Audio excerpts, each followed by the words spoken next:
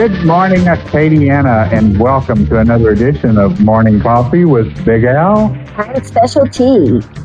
We're happy to be coming to you from Cypress Street Radio, AOC Community Media's streaming broadcast. Look for us every day of the week. Our 8 a.m. show will start your morning off right. That's right in a good way. Not right as in radical right. We bring you good ideas, good pastimes, and who knows what else. With a progressive flair. So we're off a little bit there, but that's okay. So anyway, we'll be there every morning at 8 a.m. and then we have a 7 p.m. stream with a great backdrop for some decaf and peace of mind. So either way, get something that makes you comfortable, makes it where you don't have to leave because you have a beverage with you. It can be water or Kool-Aid or coffee, preferably, but it could be something stronger. Yeah. And sit back and enjoy our show. Yes, that's what you need to do. Sit back and enjoy. Yeah, because this might be the most relaxing time you get. Yeah. Possibly the most informative. And most informative, because there's so much happening right now that, unfortunately, a lot's happening, but we don't know how it's going to end up. You know? Yeah, things are... We're having an interesting time. Yeah, interesting lead into the holidays. I mean, very odd because we have some people who are trying to look out for us and other people who are like, no, it's against the law to look out for other people. And we're going to have our day in court because we want you to be punished for looking out for other people. Well, I'm not sure exactly what you're referring to there, but I am referring to the state attorney generals in Michigan and Louisiana and any other place that's trying to undo the measures that are supposed to help us to keep people from being infected with COVID-19. The mascarama. The mascarama, the suggestions that certain places where there's a high propensity for getting infected, shut down earlier, all that good stuff. Well, you know, I just don't know what what people's reasoning is with, a mask is so, constricting and inhibiting, and it's a assault on my freedoms and liberties and all that. Well, get intubated and see how that is compared to it, you know? Yeah, really, be there in the hospital, and then you be hooked up to some blood and oxygen and everything else, and you'll be going nowhere. Well, I mean, and maybe, or you might even be going into an early grave, and that's not right. I just really don't understand. 6 foot spacing is better than 6 foot under. Yeah, no kidding. That's a good one, Al. I think you need to make a cartoon to that effect. Have you seen? I would copyright it. Yet? Have you seen? Seen what? A print cartoon like that yet? I saw it somewhere, but like I say, I can't copyright it because I appropriated it from some, I guess. Some other insightful person. Yeah, there we go. That's a good way to put it. Understands the issue at hand. Man, oh man. Oh, but we've got some interesting, for Louisiana, we actually have just begun as of the 20th of November, which is, kind of the lead into the Thanksgiving week. We began early voting, and it is, again, at all 3 locations. So you have the opportunity to pick a place that has convenient parking. It includes the same 3 that we had for the last election, which includes the the one that's been there for years, the 1010 Lafayette Government Building, but also the Martin Luther King Center on Cora and the library, the East Regional Library that's close to Youngsville and Broussard on La Nouvelle, correct? Right down the road from me. Yeah, so it does make it so convenient for people. And I imagine that it's helped Lafayette to have a higher volume of voters, which is a good thing. I know Louis Perrette will be happy because he was always upset that we didn't have a good turnout for voting. Yeah, well, generally, you know, I would advise people to vote early. And of course, now I wouldn't go so far as to advise them to vote at that place that's near me because, you know, I want to keep the line short there for me. Self-serving. Oh, gosh. No, not really. I mean, I went there for the general election. I went there the first day it was open, and I think I had 10 or 15 minute wait. Now, That's not bad. That's not yeah, bad. my son and I went there on the last day of early voting, actually, I believe it was, and it was a considerably longer wait. Like they had a line going out through the field and around over by the fence and back by the building, and then a little loop through the patio there, and then it was about an hour and 15 minutes, something like that. But still, I mean, not too bad, but it should never be. I mean, that's something we need to fix in this country is, I mean, an hour, you know, that's not too bad, but nobody should ever wait more than an hour. Well, it is a good indicator, since we do have all these alternatives, to keep that in mind, folks, our listeners, that you may not want to wait until the last day or the last hour. Yeah. Because chances are that you will be able to get in and out a lot faster if you don't. And this is a runoff election. The election date for Louisiana is December the 5th, which is a Saturday. So the hours are a little different on Saturdays than when it's on Tuesday. I think they start a little later, but I think. I don't know. I mean, because I almost always vote, you know, early voting. Mm-hmm. But you can find out all the exact times at the Secretary of State's website. But during the week, you can use your Go Vote app. You can use your Go Vote app, but normally during early voting, it's from 8:30 until 6. And it's kind of weird this particular week because we've got the holiday. So not only is it that you start out on the 20th, and then the 21st is Saturday, the 22nd Sunday, so you don't vote then. But you can vote Monday through Wednesday, but you can't vote Thursday because that's Thanksgiving, and you can't vote Friday because that's the day after Thanksgiving. But the last day is the 28th, and that's Saturday. Okay. So there's 3 days they take off, sort of in the middle of this 7 days that we're supposed to have. And it's Sunday, Thursday, and Friday. Well, So the 22nd, 26th, and 27th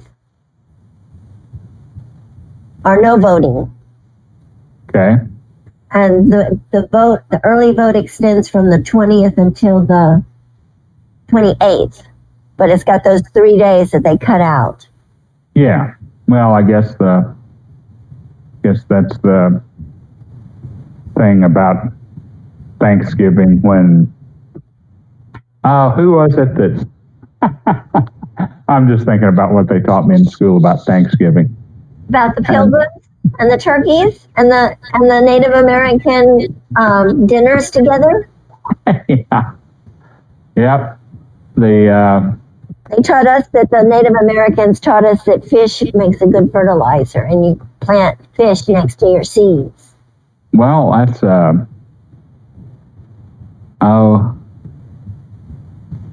better than. I have a vague recollection of that too. Now that you mention it, but I was just thinking about some of the fictional material that we also got in addition to what the real deal was. Yeah. But I guess that's not terribly surprising. But It'll be interesting to see the two versions of the Trump administration after he leaves office. We're going to have we'll have two sets of history books, the false and the unfalse, the real and surreal. I guess the real and surreal. Yeah, the closer to the truth or the farther from the truth. But it's it's still, you'd think that it's pretty much a done deal. And I do think it's pretty much a done deal. But there are people, many people, millions of people that still think it's in play.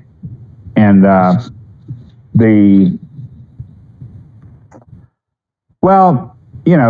getting back to the voting thing, number one, everybody ought to be able to vote by mail if that's what they want to do. Period. No. Well, I go ahead and put an asterisk there and say, not only unless you're dead. Well, yeah.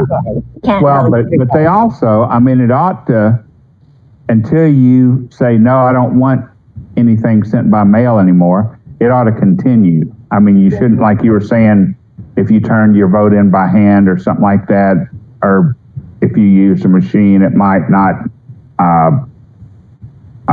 it might kick you off of the mail-in vote. In Louisiana, it's in writing that if you vote at the machines, even though you've received a mail-in ballot, that the next time you will not receive a mail-in ballot unless you re-register yourself for a mail-in ballot. Yeah.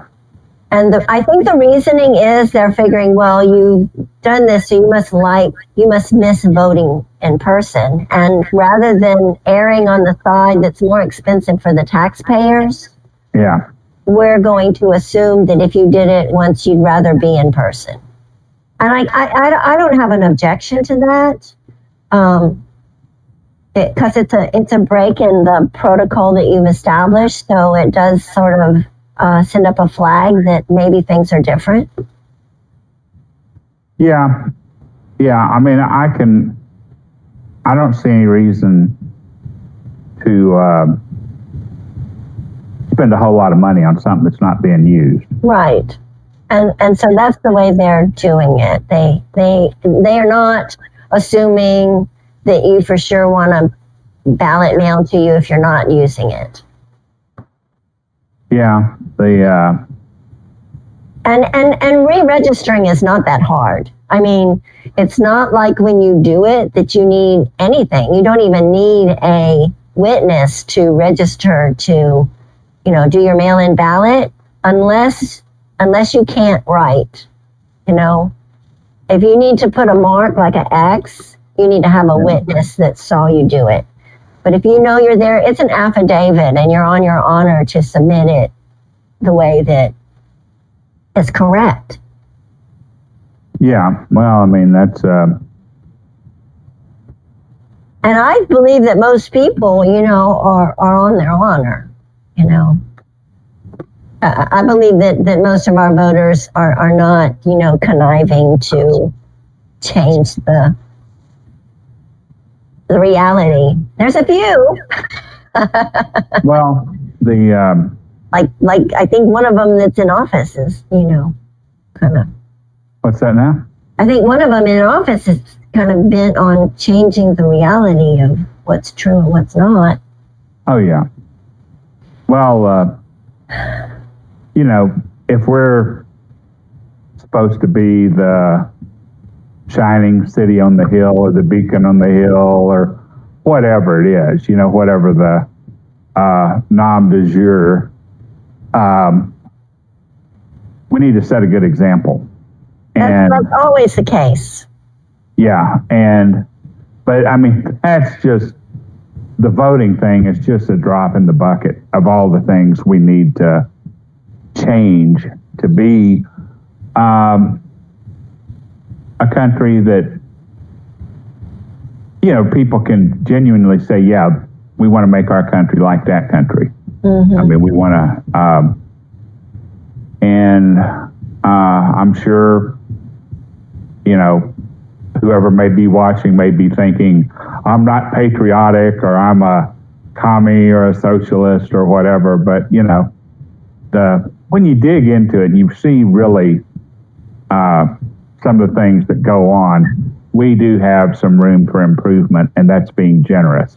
So we're talking about them thinking that you, Big Al, Big Al might be the one who has these diversions from being the noble patriotic example of a real American.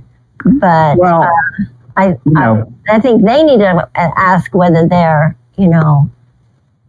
If you look at the founding documents, for the most part, not to 100%, but, you know, if you look at what the words mean and not what, you know, was insinuated by some people at the time, because we all know some of the founding fathers weren't, you know, they weren't perfect. Yeah, they weren't perfect. They weren't Captain America and, you know, all this stuff. So, but I mean, all things considered at the time, I think they tried to do a good job on what they were doing. They did an amazing job. I mean, look at it. The Constitution has lasted up until this point, you know, almost, we made some changes for the better. We realized some things are wrong, but that's just part of growth not only as an individual human being, but as a society and as a nation.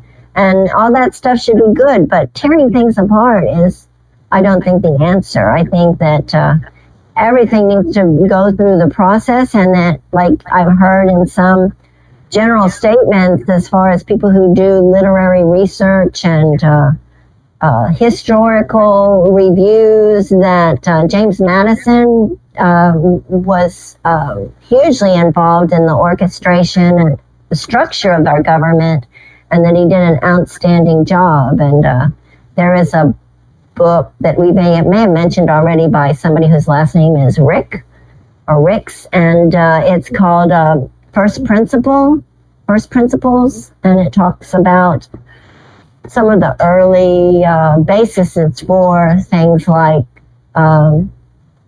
having an executive branch, a legislative branch, and a judicial branch of government, and how there's a division between and a kind of a structure for what's a state law and state responsibility as opposed to federal responsibility, and that breakup really is part of what's keeping certain efforts to unravel things where it's not going to be unraveled, you know, because it's like we got 52 states, and you can't do what you're doing and have a blanket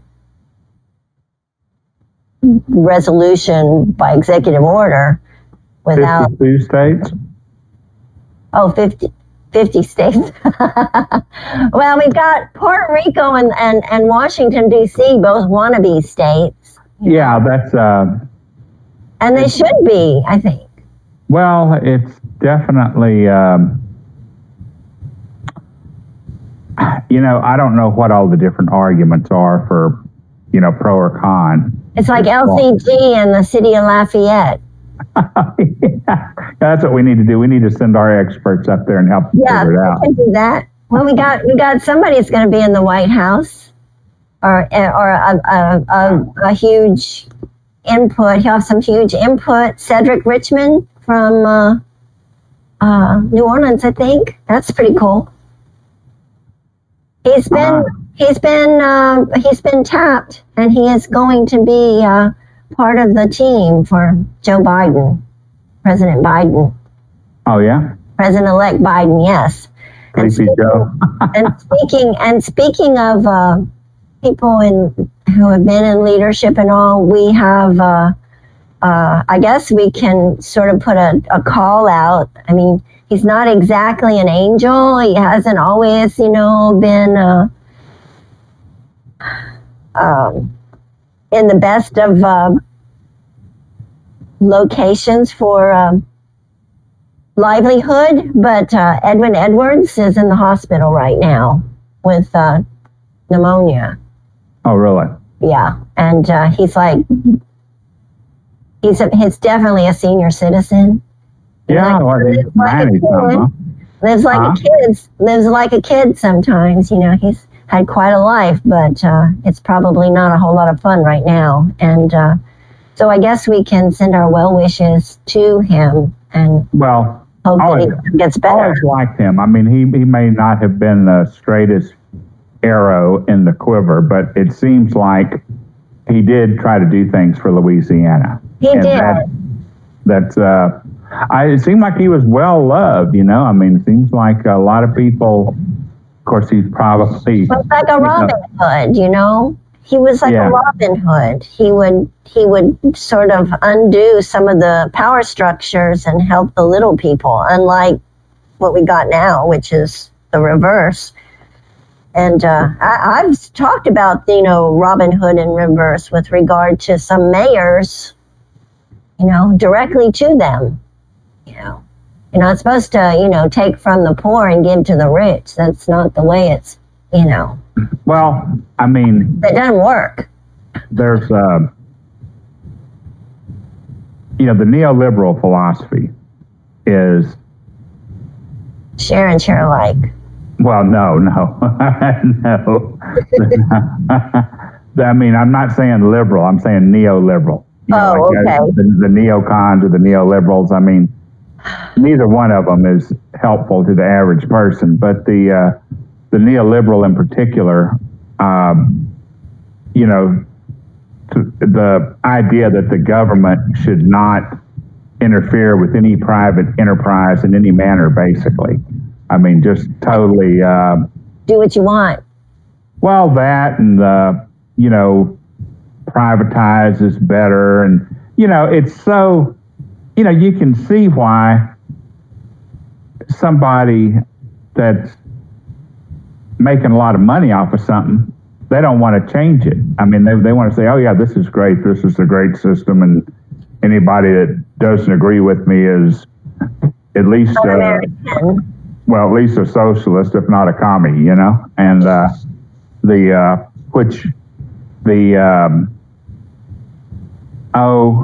it's like, who was it? Truman was saying, I guess 70 years ago almost, about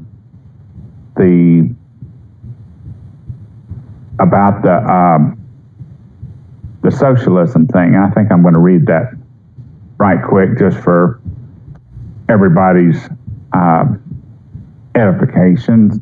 So do you have it right now? You have it right now? Yes. Oh, I'm cool. just gonna say, he said, socialism is a scare word they have hurled at every advance the people have made in the last 20 years. And he said this in 1952. But socialism is what they call public power. Socialism is what they call social security. Socialism is what they call farm price support. Socialism is what they call bank deposit insurance. Socialism is what they call the growth of free and independent labor organizations. And socialism is their name for almost anything that helps all the people. Like public schools and interstate we could go on and on and on. It's like... airlines before they privatized them. Well, there's a lot of things that, it's just something. I mean, people are so, basically brainwashed, when you get right down to it. I mean, so much bombardment from those people who I guess they haven't really been a part of the higher education part. Well, it's not that, but there's so much bombardment. You know, it's like, you know, it's, and this is, you know, part of the message.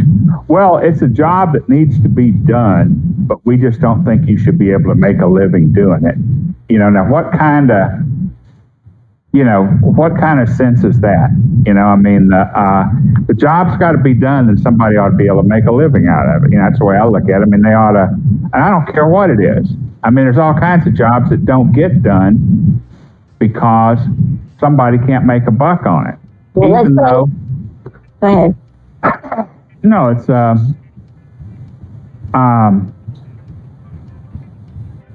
well, you know, when you have the disparity that we have here with, you know, a handful of people making millions and millions and tens of millions of dollars a year, and, you know, with some people with a net worth of hundreds of billions, and you have people that don't have a home, sleeping out on the street, don't have good, you know, no nutrition. I mean, the nutrition is poor, the health care, for basically, you know, there's so many people don't have good health care. And why is it that we're the only one out of the, you know, 32 or 33 or 34, whatever it is, you know, large industrial countries. Right. And, but we just hadn't been able to figure out how to do it. You know, I mean, give me a break. Oh, well, we are going to give you a break. Yeah, I guess. That was a pretty good timing thing, wasn't it? Yes, it was. And I'll share my screen and show you what we're looking at. This is every precinct in the state, and it's color-coded by the turnout in the 2020 presidential. So the dark green are 62% or higher, 61% to 51% are light green, and then yellow is 40 to 50, and it goes from there, okay? So I think the first thing you see is a lot of green. If we go in more detail in a metropolitan area, you see that kind of turnout is up generally all over the place. If you look really close, you'll also see some areas that kind of underperformed a bit, you know, and some precincts that so we don't want this to be just everything had a magical turnaround, everything went well, life is beautiful. You know, I mean, this is long, hard work. So this is also going to be a tool to really look at what didn't go as well, or where we've got some more work to do. But in general, if you want to do a big picture story, it's a very positive story. I'm just going to go in on a couple other areas here. East Baton Rouge Parish. What do y'all notice about East Baton Rouge Parish, those of you who are there?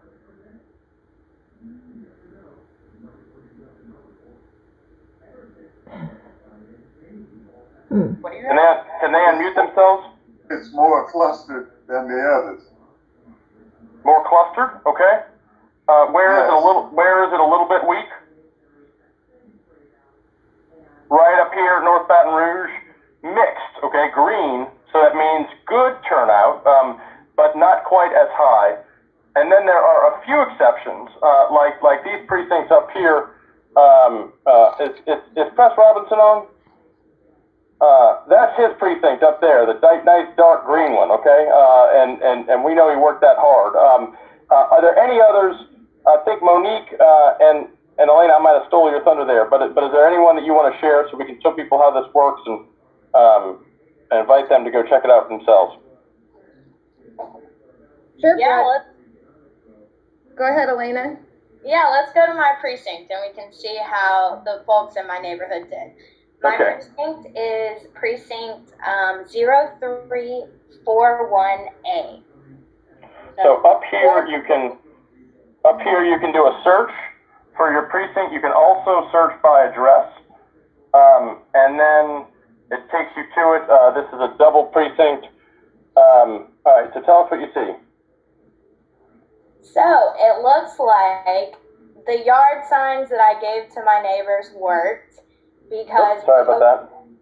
we voted overwhelmingly against Amendment 5, and there was this really significant change in turnout from 2016 into 2020. I'd say 4%, and also the 41B also had a 4% increase. So I'd say I was pretty successful in our Scare Out the Vote event. Worked really well. I passed out my brochures to my neighbors and got them engaged. So I think we did a really great job. And your overall turnout is 79% in one of those precincts and 83% in another. Anybody else want to take a look at one?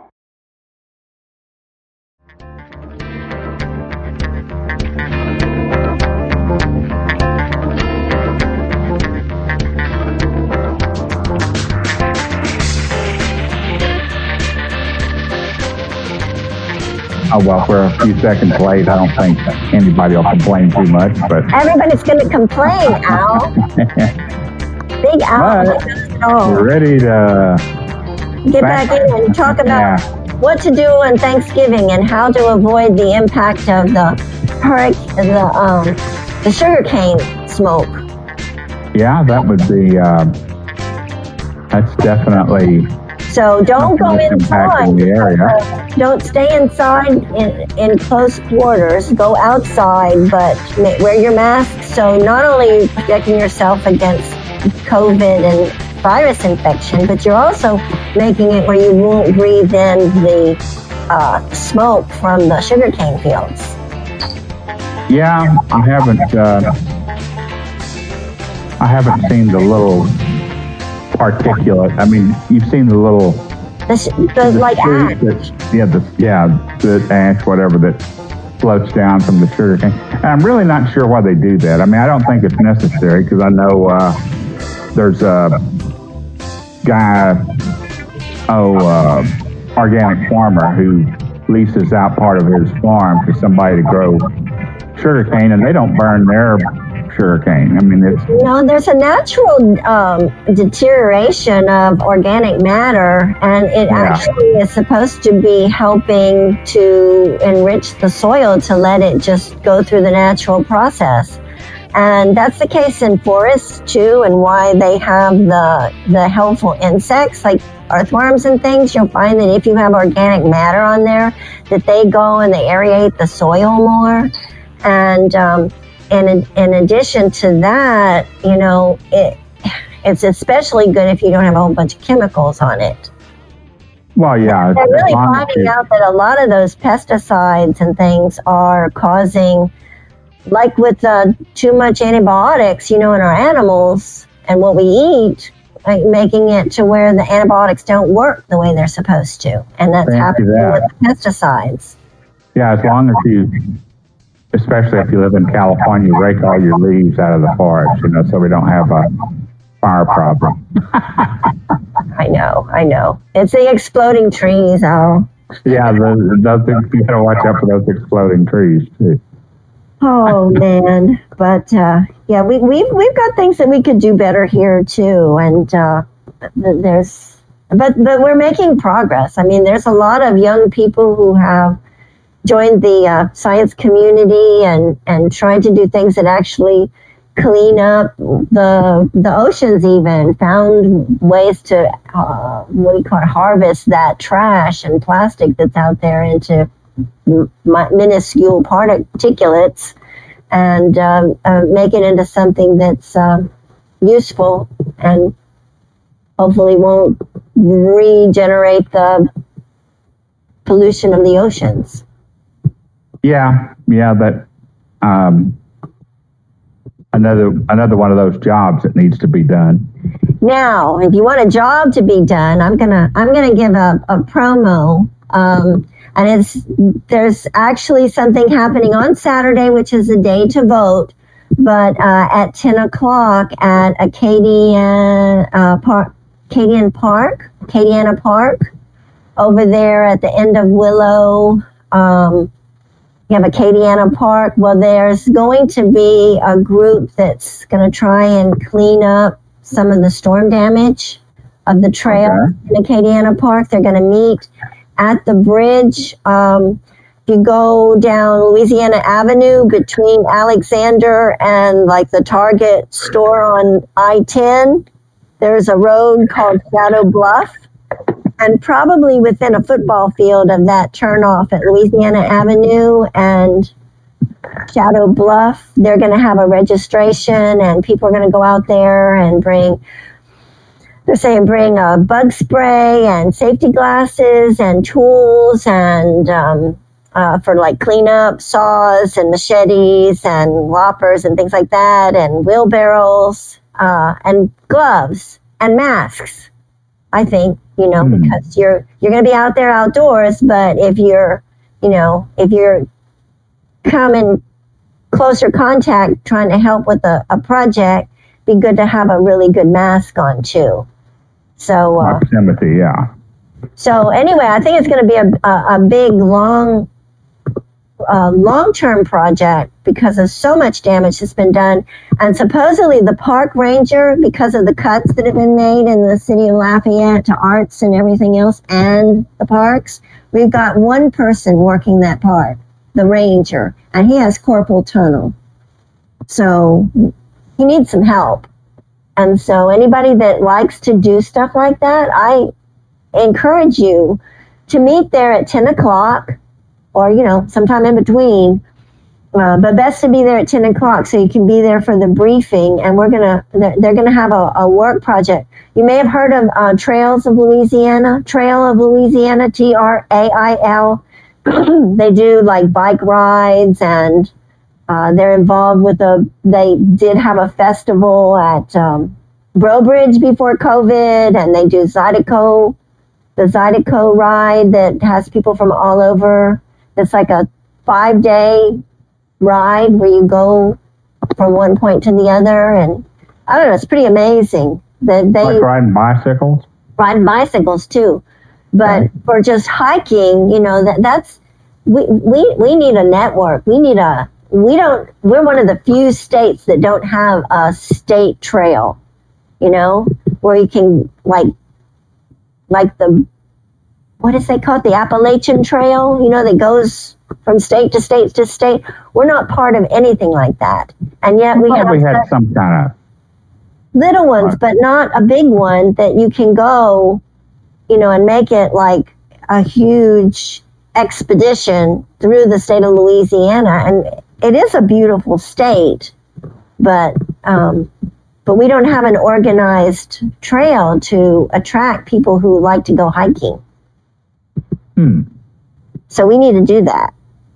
And that's going to be a project that I'm hoping to help along. And there's other people talking about it. And I think it would be really good for the state and everybody. Yeah. Well, I mean, that would be, that's interesting. I hadn't really given that much thought. But does the Old Spanish Trail go through Louisiana at all, or do you know? Well, they have an Old Spanish Trail. It's the name of a road. No, they actually. They did have part of it, I do believe. When we did the Louisiana Purchase, that was such an amazing transfer of land. Yeah. It really shifted the power and prospects for the United States of America. And it was so big that, we made it into a number of states. But that was during the time that Thomas Jefferson was involved, as like a leader of the nation. And there was some question about, does this kind of fall in line with the Constitution? But it happened, and it's really good that it did. It's like a bargain basement find and transfer. Yeah, I think Alaska was a pretty good purchase too. Yeah. Of course, the funny thing is that, like, you gotta watch out though. You can see Russia from your backyard. From your back porch. Yeah, that's yeah. Nice. But there is. I'm just looking at it here. The Old Spanish Trail in Louisiana, but there's not. I don't know that it. Like like I said, I wasn't even sure about it, but it would be nice. I mean, hell, that could be part of the whatever they come up with as far as the state trail, you know? Yeah, they need to make sure they put some sidewalks or at least, some surfaces that would be sustainable. Yeah. And probably the thing like they have at Girard Park would be better than a sidewalk, I think. Because, sidewalk's not porous or, minimally. If you use concrete's not real good for the environment. There's supposed to be something called calcite that's better. Well, it seems like, I mean, now that you bring that up about porous concrete, it seems like they have something now. And, this is just, something I seem to recall reading, but it's like a concrete or something very similar to concrete, but it is porous. This is kind of new, apparently, but yes. I remember reading about that, or I seem to recall reading something about that. And I think one of the components of that is calcite. Well, it could be. It could be. So it makes a big difference in the CO2 also. What? CO2, the global, whatever it is, the carbon footprint. Okay. So that's pretty important. I don't know. We've apparently made some progress on that. Of course, you see all these places with the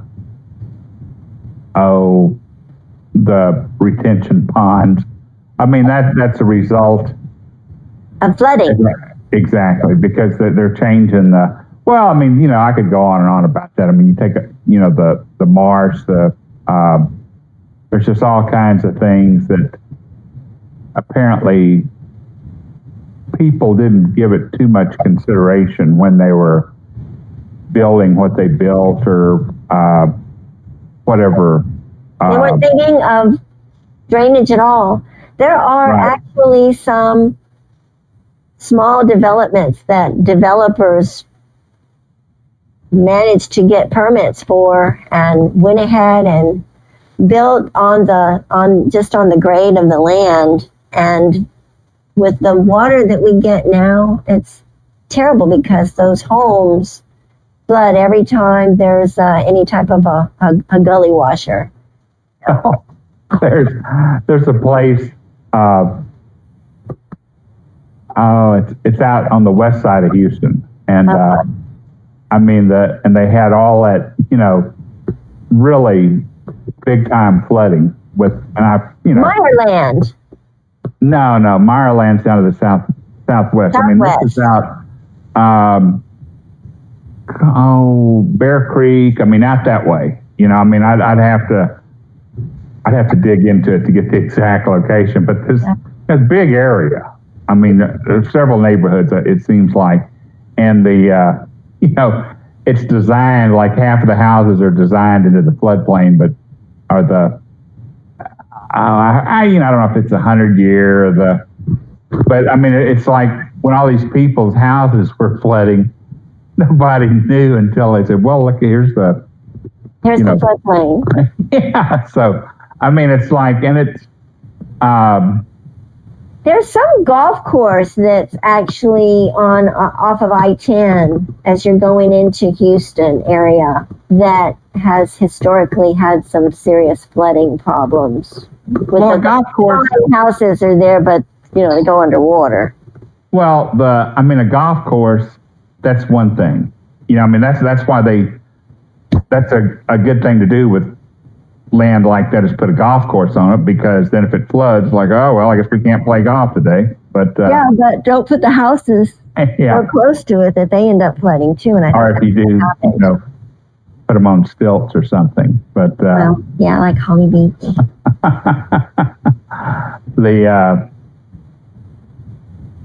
But I don't know. We live and learn. We live and learn. Yeah. Then hopefully. Some of us don't. Some of us, live and think, oh, well, so what? We just tear it apart and enjoy the new horizons for open drilling. Oh, yeah. Well, so what we have, Thanksgiving. Thanksgiving's coming up. And there's so a living. Wish everybody a happy Thanksgiving. It may not be a normal Thanksgiving, but there's ways to enjoy it. Yeah, there's a limitation, and I don't know what it is, but I mean, there's some limitation on the size of the gathering. I think it's 6, isn't it? That's what I was thinking, but and I think it's 30 for a funeral. Okay. So I think some people are inviting people to their impending funeral of their pet turkey. And not that I would condone that, but if you can maintain your 6-foot distance and not be in a confined area where the air is recirculating the outside, right. There's wind. I mean, but that should be okay. But like I had mentioned before, that not everybody got to hear it. I'm going to a fish fry for Thanksgiving, probably. Yeah. And it's going to be outside, and there's probably going to be 4 or 5 people, maybe 6. Yeah, that sounds That's the limit. Very traditional, just like back in the days of Hiawatha or Captain John or whoever it was back in the... That's what they probably had. They probably did have fish for Thanksgiving. I had a good fish fry. And hush puppies and maybe some boudin balls. Corn and tortillas. Yeah. But I'm going to be binging on movies all this week and oh yeah, load. Yeah, I have 8 movies that I picked up at the library. Oh really? Really good movies. I mean, they have a wide assortment of things that you can go and pick up. Yeah, they do. I've wear your mask. Large some. Huh? Wear your mask. Use your hand sanitizer before and after. Pick them up. Yeah. Spray them with a Lysol. Or you can watch Netflix. Yeah, I guess you could do that if you're a member, or if you have a friend who's a member. Yeah. I saw an interesting little mini series there recently. Was it good? What was it? Queen's Gambit. Okay. That was it's about a chess player, and she, came from somewhat distressed circumstances, and became quite a champion in the chess world. Of course, it's from a novel, so it's not really based on a true story or anything, but it was a fun movie to watch. Yeah, that's interesting. We actually have an effort here in Louisiana to teach young teens and tweens how to play chess. Oh, really? Yes, we do. It's been a long time since I played chess. I'm not real good at it. I think that maybe one of the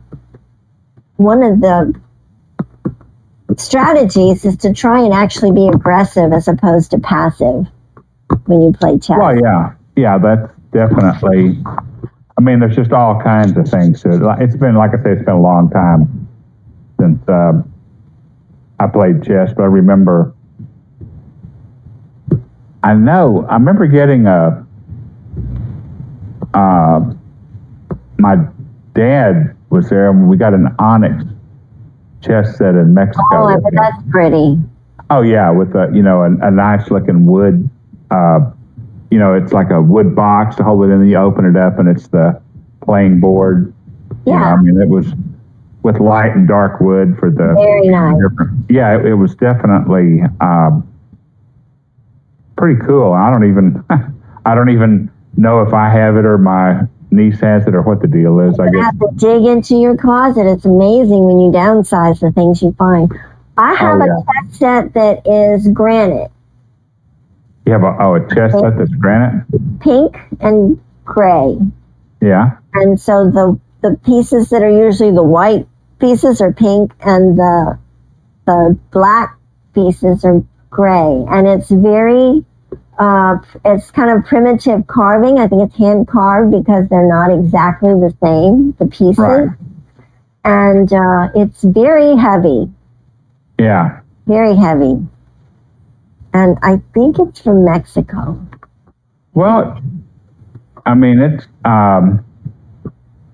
seems like we got a pretty good deal on the, like some ridiculously cheap price. Of course, this was probably 50 years ago. Pre-eBay. Yeah, it was many moons ago that, and probably from Matamoros, Oh, wow.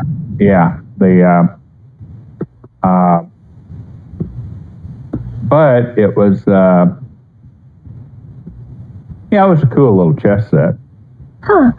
You should try to find it, and we can do show and tell different people's chess sets, because they do come in all varieties of detail and materials that were used to make them. So that might be an interesting little thing. We could make a mini museum of chess sets and just have people send in their pictures, and we'll put them on Facebook, and we'll say, okay, checkmate.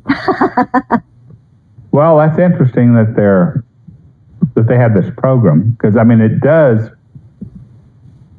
get you to think, and strategize and plan a lot of moves in advance, and it's an interesting game. Things too, like what do they call it?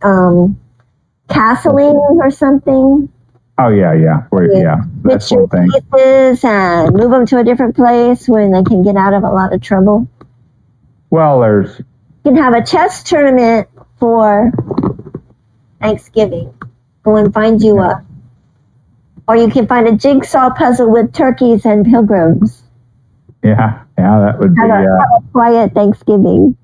If you're by yourself, you can do.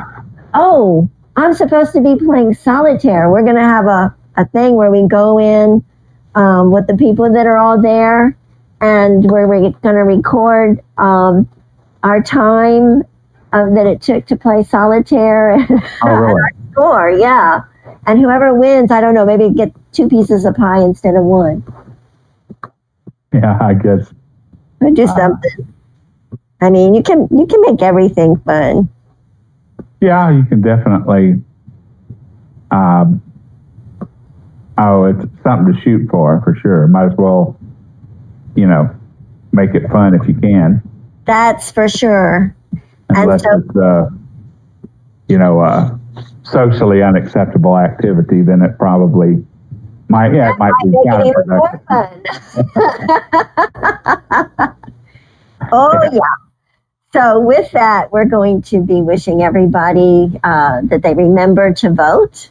Right. December 5th is the real vote, but you can vote from now until the 28th, remembering that Thanksgiving is a day off, as is Friday. I think, don't they call that Black Friday?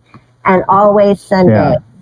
And, they're runoffs. We have some judgeships, and we have the city marshal up for grabs between Reggie Thomas and Kip Judy's. I met Reggie Thomas the other night.